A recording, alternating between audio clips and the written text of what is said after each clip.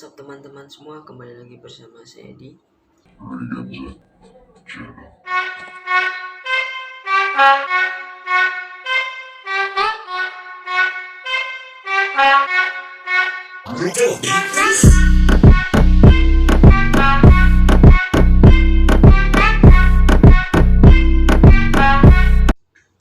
Assalamualaikum warahmatullahi wabarakatuh. Kembali lagi bersama saya di Reganza Channel. Pada kesempatan kali ini teman-teman semua, di sini saya akan mengulas beberapa soal mengenai pengantar teknologi sistem informasi. Di sini ada 5 soal. Di sini 5 soal dan kita akan bahas bersama-sama. Yang pertama, soal nomor 1. Apakah tujuan dibuatnya sistem informasi? Jelaskan. Ya, jadi tujuan dari sistem informasi, sebelum kita menuju ke tujuan maka kita harus tahu apakah itu sistem informasi dan apakah pengertian sistem informasi itu sendiri. Yang pertama, sistem informasi merupakan sistem yang menyediakan informasi untuk manajemen dalam mengambil keputusan dan juga menjalankan operasional perusahaan. Sistem tersebut merupakan kombinasi dari orang-orang, teknologi informasi, dan prosedur-prosedur yang terorganisasi. Nah, kemudian kedua, tujuannya. Tujuan utama untuk menghasilkan informasi. Menghasilkan informasi, sistem informasi merupakan data yang diolah menjadi bentuk yang berguna bagi para penggunanya. Data yang diolah saja pun tidak cukup apabila dikatakan sebagai suatu informasi. Untuk dapat berguna, maka harus tersedia 3 pilar berikut. Yang pertama, relevance atau tepat kepada orangnya atau relevansi. Yang kedua, timelines, tepat waktu. Yang ketiga, accurate atau akurasi atau akurat atau tepat nilainya. Kemudian yang kedua, skema dasar komputer. Terdiri dari 3 unit komputer utama. 3 unit komputer utama, yaitu unit input, unit proses, dan unit output. Kemudian skema dasar komputer tersebut, dan mari kita jelaskan masing-masing yang ada pada unit tersebut. Pertama itu ada prosesor atau pemroses, berfungsi untuk mengendalikan operasi komputer dan melakukan fungsi pemrosesan data.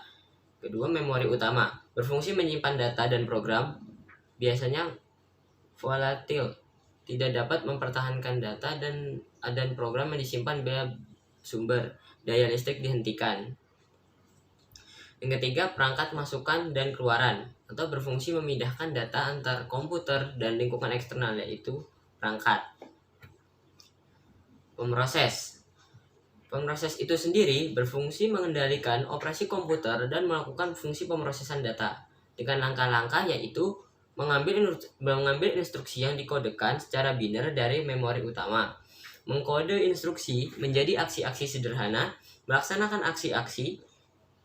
Kemudian, operasi-operasi di komputer dapat dikategorikan menjadi 3 tipe. Yang pertama, operasi aritmatika dengan simbol operasi penjumlahan, pengurangan, perkalian, pembagian, dan seterusnya. Kemudian operasi logika, OR, AND, XOR, inversi, dan sebagainya. Yang ketiga, operasi pengendalian, percabangan atau lompat. Pemrosesan itu sendiri terdiri dari CU atau control unit yang berfungsi mengendalikan operasi yang dilaksanakan sistem komputer. Yang kedua, ALU, arithmetic logic unit, untuk komputasi, yaitu melakukan operasi aritmatika dan logika. Kemudian register-register yang berfungsi sebagai memori yang sangat cepat, yang biasanya sebagai tempat operan dari operasi yang dilakukan, penyimpan sekunder, perangkat komunikasi, terminal, dan sebagainya. Kemudian memori, atau untuk memasukkan data ke dalam primary storage. Memori berfungsi untuk menyimpan data dan program. Hierarki memori berdasarkan kecepatan akses, yaitu tercepat register, cache memory, main memory, disk, magnetic disk, terlambat magnetic tape, optical disk.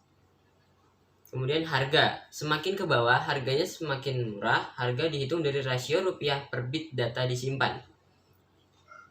Kapasitas, semakin ke bawah kapasitas semakin terbatas. Kecepatan akses, semakin ke bawah semakin lambat. Frekuensi pengaksesan, semakin ke bawah semakin rendah frekuensi. Setiap kali pemroses melakukan eksekusi pemrosesan, harus membaca instruksi dari memori utama. Agar eksekusi dilakukan secara cepat, maka harus diusahakan instruksi tersedia di memori. Pada lapisan berkecepatan akses lebih tinggi, kecepatan eksekusi ini akan meningkatkan kinerja sistem. Konsep ini diimplementasikan antara lain berupa cache memory, yaitu merupakan memori berkapasitas terbatas, berkecepatan tinggi yang lebih mahal dibanding memori utama. Cache memory adalah di antara memori utama dan register pemroses yang berfungsi agar pemroses tidak langsung mengacu memori utama, tetapi di cache memory yang berkecepatan akses lebih tinggi. Metode ini meningkatkan kerja sistem. Kemudian buffering, bagian memori utama yang menampung data yang akan ditransfer dari atau ke perangkat masukan atau keluaran dan penyimpan sekunder. Buffering dapat mengurangi frekuensi pengaksesan dari atau ke perangkat masukan atau keluaran dan penyimpan sekunder sehingga meningkatkan kinerja sistem. Kemudian, perangkat masukan atau keluaran. Perangkat masukan atau keluaran terdiri dari dua bagian. 1. Komponen mekanis, perangkat itu sendiri. Komponen elektronis, pengendali perangkat berupa chip controller. Perangkat adalah perangkat nyata yang dikendalikan chip controller di board system atau card. Controller dihubungkan dengan pemroses dan komponen-komponen lain lewat bus control. Berbeda-beda, tapi biasanya mempunyai register-register untuk mengendalikannya. Contohnya seperti mouse, keyboard, printer, dan proyektor.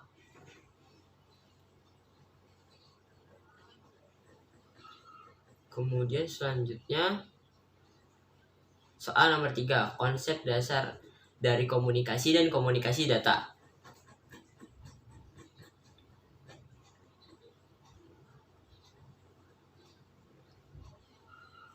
Konsep dasar komunikasi adalah suatu proses melalui seorang atau komunikator yang menyampaikan stimulus dengan tujuan mengubah atau membentuk perilaku orang lain. Komunikasi pada dasarnya merupakan proses yang menjelaskan siapa, mengatakan apa, dengan saluran apa, kepada siapa, dan berakibat apa. Lalu, konsep komunikasi data adalah konsep komunikasi data yang berbentuk komunikasi yang secara khusus berkaitan dengan transmisi atau pemindahan data antara komputer-komputer dengan piranti-piranti yang lain dalam bentuk data digital yang dikirimkan melalui media komunikasi data. Komunikasi data saat ini menjadi bagian dari kehidupan masyarakat karena telah diterapkan dalam berbagai bentuk aplikasi, misal komunikasi antar komputer yang populer dengan istilah internet, handphone ke komputer, handphone ke handphone, komputer atau handphone ke perangkat lain, misal printer, fax, telepon, kamera video, dan lain-lain.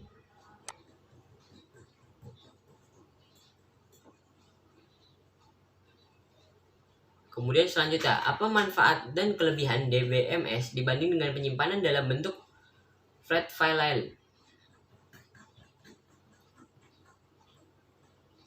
Nah, di sini DBMS atau Database Management System adalah suatu sistem atau software yang dirancang khusus untuk mengelola suatu database yang menjalankan operasi terhadap data yang diminta oleh banyak pengguna.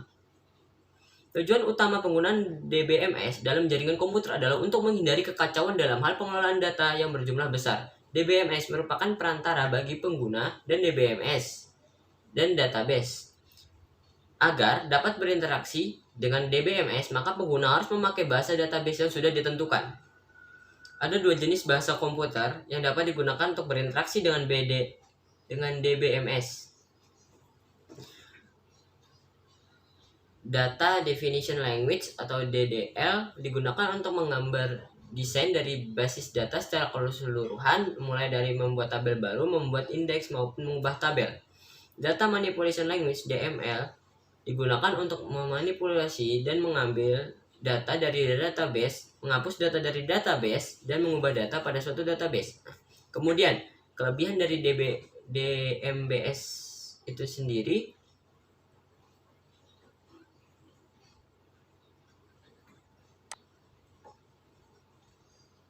maksud saya di sini ada DBMS.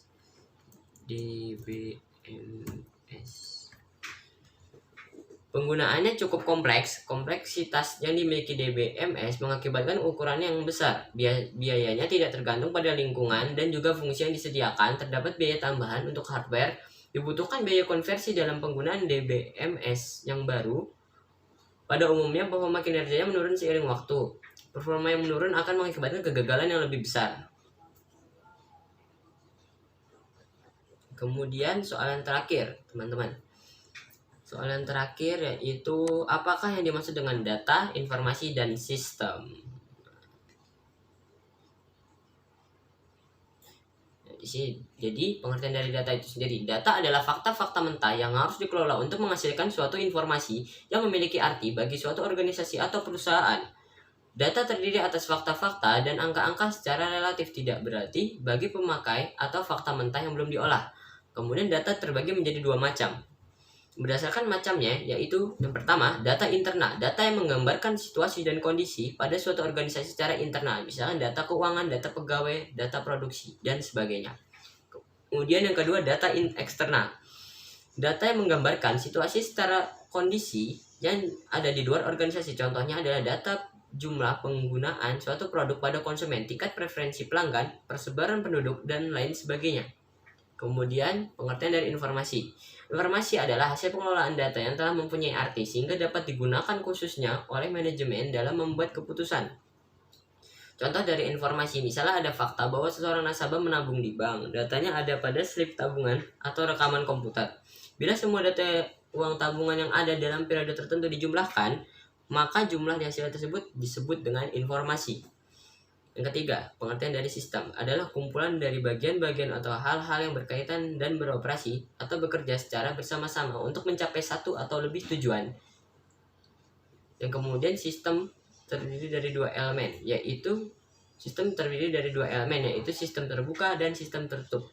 Sekian penjelasan dan pembahasan kelima soal pengantar teknologi sistem informasi dari saya.